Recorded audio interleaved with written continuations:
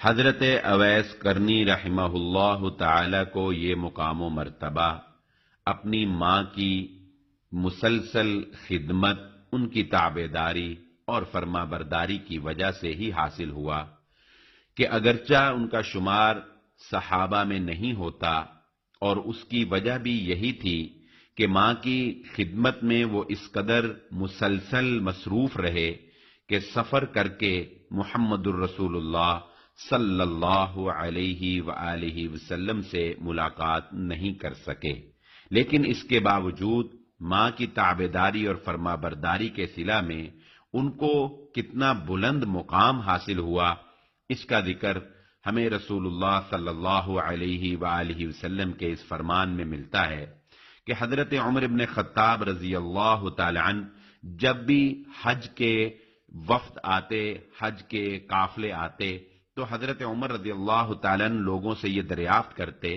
کہ یمن سے آنے والے قافلوں میں قرن قبیلے کا کوئی آدمی اویس بن عامر تو نہیں؟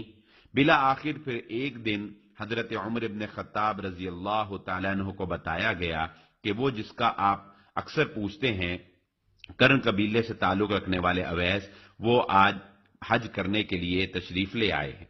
چنانچہ حضرت عمر رضی اللہ تعالیٰ عنہ نے ان کو بلایا، ان سے ملاقات کی اور ان سے پوچھا کہ کیا آپ کا نام اویس ہے اور آپ قرن قبیلے سے ہی ہیں؟ تو انہوں نے کہا جی ہاں۔ پھر حضرت عمر رضی اللہ تعالیٰ نے پوچھا کہ کیا آپ کی والدہ حیات ہیں؟ انہوں نے کہا جی حیات ہیں۔ پھر حضرت عمر رضی اللہ تعالیٰ نے پوچھا کیا تمہیں برص کی بیماری لاحق تھی جو کہ اب ختم ہو چکی ہے اور صرف 1 درہم کے برابر نشان باقی ہے؟ تو انہوں نے کہا جی ہاں، یہ بات بھی بالکل آپ کی درست ہے۔ چنانچہ پھر حضرت عمر ابن خطاب رضی اللہ تعالیٰ نے فرمایا کہ میں نے رسول اللہ صلی اللہ علیہ وآلہ وسلم سے سنا، آپ نے فرمایا کہ تمہارے پاس یمن کے حلیف قبائل کے ساتھ اویس بن عامر آئے گا، اس کا تعلق قرن قبیلے کی شاخ سے ہوگا، اسے برص کی بیماری لاحق تھی، اس نے اللہ سے دعا کی تو وہ بیماری ختم ہو گئی، 1 درہم کے برابر باقی رہ گئی۔ وہ اپنی والدہ کا بہت ہی خدمت گزار ہے، اگر اللہ تعالی پر قسم بھی ڈال دے تو اللہ اس کی قسم پوری فرما دے گا، ایسا درویش۔ چنانچہ اگر اس سے تمہاری ملاقات ہو تو اپنے لیے اس سے بخشش کی دعا کروانا۔ حضرت عمر جیسے صحابی کو رسول اللہ صلی اللہ علیہ وسلم کہہ رہے ہیں۔ چنانچہ حضرت عمر رضی اللہ تعالیٰ نے کہا لہذا اب تم میرے لیے بخشش کی دعا کرو، یعنی حضرت اویس کو حضرت عمر نے کہا اب آپ میرے لیے بخشش کی دعا کریں۔ چنانچہ انہوں نے پھر حضرت عمر ابن خطاب رضی اللہ تعالیٰ عنہ کے لیے بخشش کی دعا کی۔ پھر حضرت عمر رضی اللہ تعالیٰ عنہ نے ان سے دریافت کیا کہ آپ کہاں جانا چاہتے ہیں؟ انہوں نے کہا کہ میں کوفہ جانا چاہتا ہوں۔ حضرت عمر رضی اللہ تعالیٰ نے فرمایا کہ کیا میں کوفہ کے گورنر کے نام ایک خط نہ لکھ دوں، آپ کی مہمان نوازی کرے؟ یعنی ان کو پتا چلے کہ اتنا درویش اور اللہ رب العزت کا ایسا مقرب بندہ جو ہے وہ ہمارے درمیان موجود ہے۔ چنانچہ انہوں نے کہا کہ نہیں، مجھے اس کی ضرورت نہیں ہے، میں گمنام زندگی گزارنا چاہتا ہوں۔ چنانچہ حضرت عمر رضی اللہ تعالیٰ عنہ نے ان کی بات سے اتفاق کیا اور وہ چلے گئے۔ اگلے سال جب دوبارہ کوفے کا گورنر آیا تو حضرت عمر ابن خطاب رضی اللہ تعالیٰ عنہ نے ان سے حضرت اویس کرنی کے بارے میں پوچھا کہ بھئی تمہارے علاقے میں وہ ایک اویس کرنی نام کا آدمی ہے، کیا حالت ہے اس کی، کیسا ہے وہ؟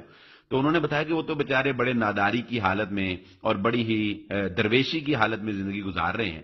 تو حضرت عمر رضی اللہ تعالیٰ عنہ سے پھر رہا نہ گیا اور حضرت عمر رضی اللہ تعالیٰ عنہ نے یہ حدیث جو ہے اللہ کے نبی صلی اللہ علیہ وسلم کا فرمان یہ اس کو سنایا۔